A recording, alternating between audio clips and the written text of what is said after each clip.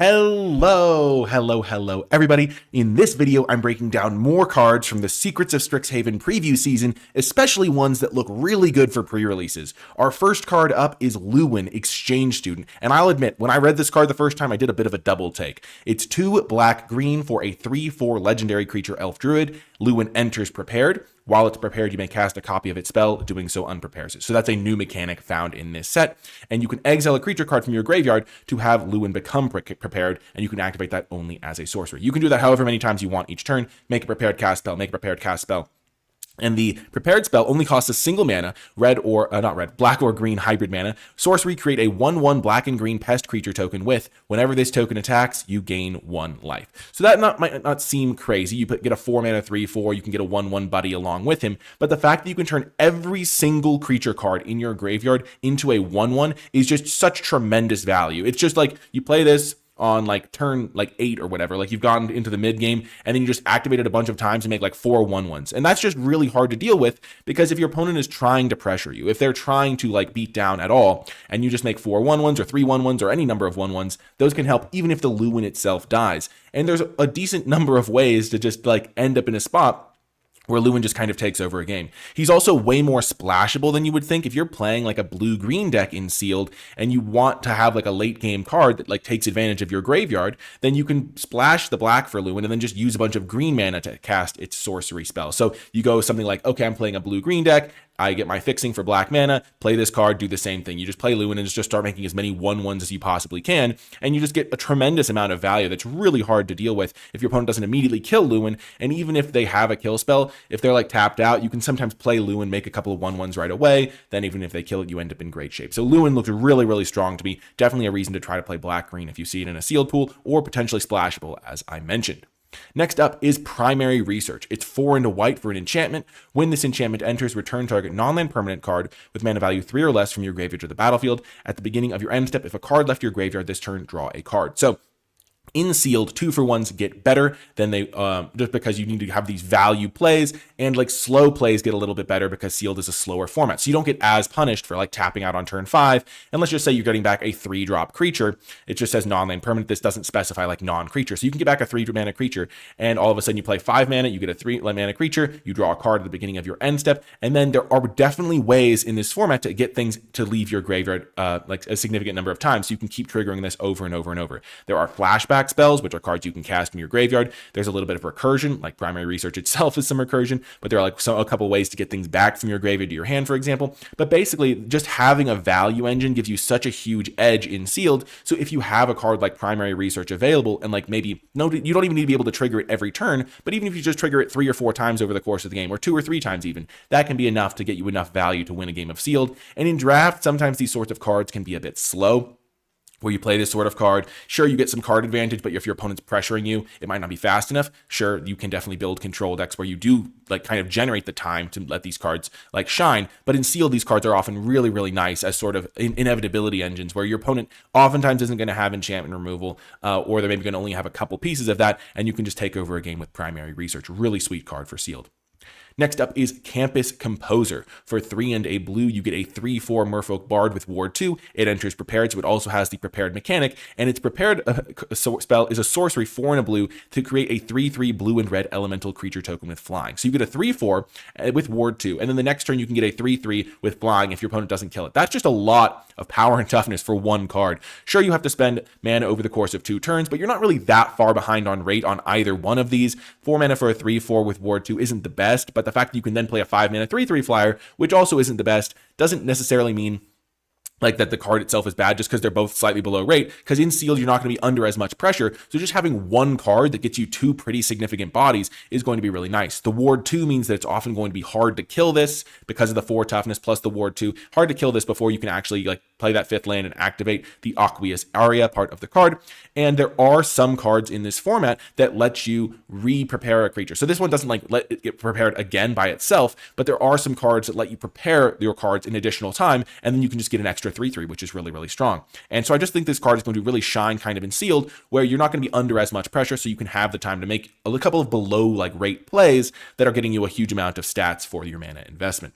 Speaking of cards to re-prepare your creatures, I think Sky Coach Waypoint Waypoint looks a lot better to me in a format like Sealed than in Draft, because it taps for colorless mana. You can spend 3 and tap it to have target creature become prepared. Gives you a lot of late game inevitability if you just have like one prepared creature or creature with that ability that you can just start activating over and over and over. Sealed often boils down to who can get like a value engine going, who can have some inevitability. And this is the sort of card where you don't even need to like necessarily replace a land. Let's say you have 5 or 6 creatures with prepared abilities in your deck, and you play your Sky Coach Waypoint as like an 18th land, because when you are using your Sky Coach Waypoint, you do have a lot of extra mana sinks with these prepared cards. They give you like a built-in thing to do with your mana if you can consistently like make them unprepared, like, or make them prepared, use their ability, make them prepared, use their ability.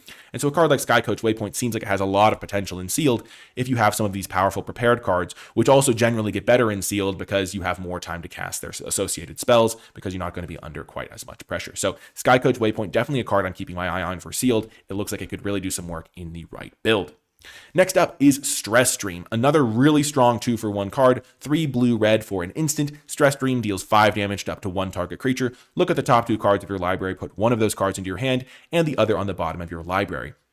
Good removal spells are great in Sealed. Good removal spells to get you value are fantastic in Sealed, and this card is also eminently splashable. If you're playing a blue-green deck, I expect Stress Dream is going to be able to be splashed a decent percentage of the time. If you're like maybe playing like a red-white deck, you might splash blue. The fixing is going to probably be more concentrated in green, so it might be a little harder to splash this, but this is certainly the sort of card that can be really worth splashing because it's just a really powerful effect. And if you're playing blue-red, you're just loving to see this card. Just removal spells that get you value are really, really fantastic, because Sealed often boils down to, as I said, getting value, having some more card advantage than your opponent. And when your removal spells that are impacting the board state also get you card advantage, that's going to be a really good recipe for success. Because even though this costs 5 mana, Sealed is a bit slower. Kill spells for like, you can kill a lot of things with 5 damage.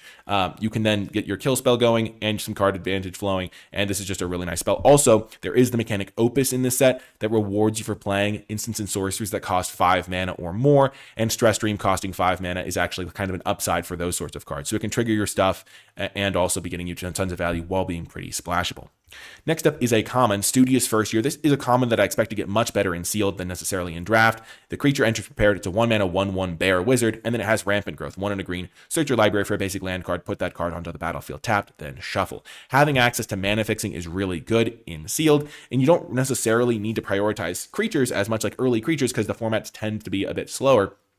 But having the ability to impact the board early with your little 1/1, it can maybe trade with something, chip in for some damage, be a chump blocker later, and then just fix your mana so that you can then cast your splash cards and just kind of like go wild a little bit with your mana. If you have a couple Studious First Years, I expect you to be able to be a bit more ambitious with your mana base, which can unlock some really powerful plays. So don't sleep on this common. It might just look like a little 1-mana 1/1, but which isn't like the most relevant body for Sealed, but Rampant Growth is the sort of spell that you're pretty happy to have in Sealed, and the fact that it comes with a creature tacked on is pretty nice. And also, maybe you can find a use for the like prepared. Like maybe you can like use something to make it like prepared again, if there's some tools in your deck to do that, to get some more lands out of your deck, if that's something you're looking for, maybe using that land that we talked about earlier.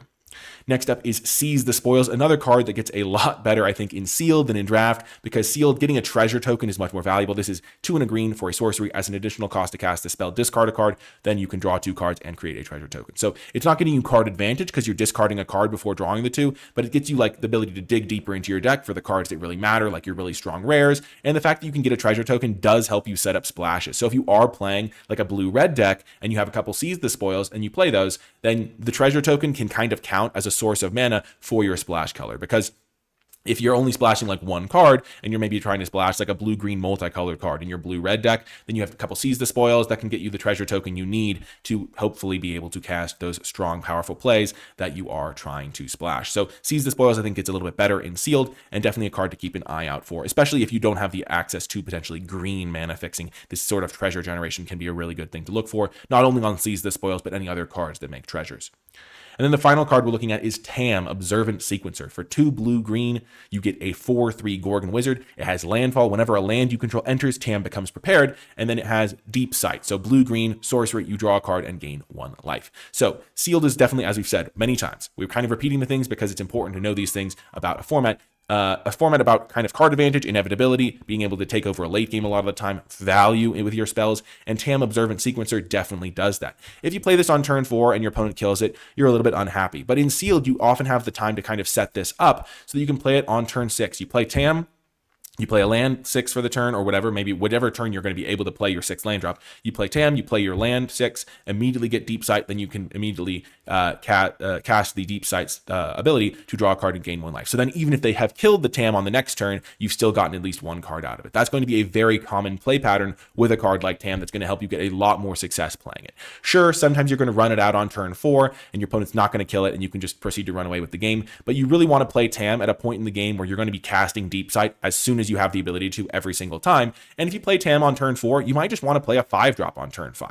And so waiting can actually even be beneficial for Tam, because if you play Tam on turn 4, you play a land, it gets prepared, and then you and then you cast a 5-drop anyway, your opponent just has extra turns to kill that Tam. So unless you're really trying to be don't have other options on turn 4, or the 4/3 body is going to be relevant, maybe you want to be attacking, you're pressuring your opponent, whatever, maybe that's when you play Tam. Having the option to play it on turn 4 is certainly a good upside, but a lot of the time this is going to be a bit of a later stage play. Play this, hit your 6th land drop, use the ability immediately, and then every time you play a land after that, use the ability, so that your lands are turning into cards. Your opponent kind of has to answer the Tam. It's a really nice card and going to help you win a lot of sealed games. That's going to do it for this video, though. I hope you enjoyed it, and we'll be back soon with more Secrets of Strixhaven preview analysis. I'll talk to you then.